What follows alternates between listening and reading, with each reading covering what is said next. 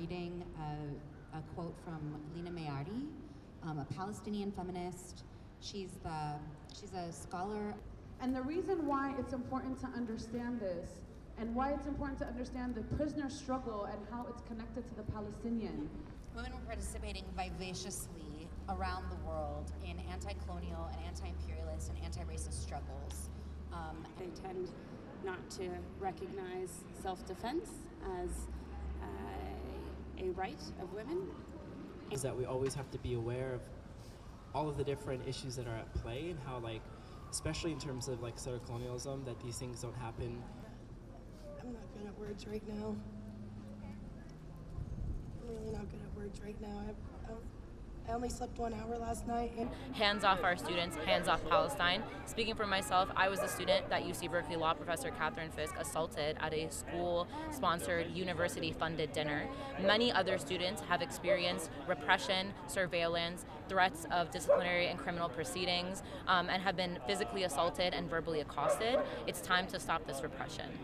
We foremostly believe in resistance.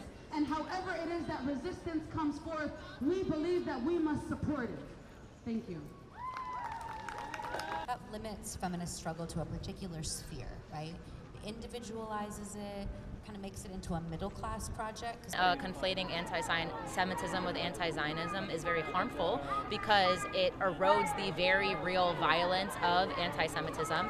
It's important to also note that the majority of our people here today that are in the encampments do identify as anti-Zionist Jewish students. In fact, yesterday, JVP, Jewish Voices for Peace, held a seder and a Shabbat honoring the first day of Passover. And so they felt, that speaks a lot to the fact that they felt that the best way to observe and practice in their religious identity was to stand on the right side of justice against the genocide.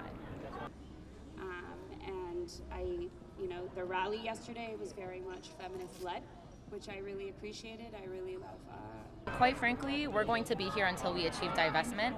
We're willing to risk suspension, we're willing to risk expulsion, we're willing to risk arrest. And so we have a full working team of medics, legal observers, hotlines, community members, food support ready to stand with us. What I anticipate, because the university has not reached out to us, administration has not reached out, what I anticipate is what happened at Columbia, where they gave them a 24-hour notice of the charges, the student conduct charges they would receive.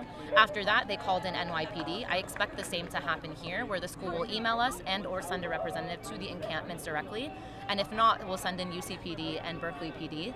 Like I said, though, we're willing to risk anything to stand here until we achieve our demands for divestment. Of their anti-women's march campaign, they did this anti-Dyke March action. Led so much opposition to authoritarian leadership in Kenya, and Amidst the continuous Israeli eliminatory project, Palestinians have resisted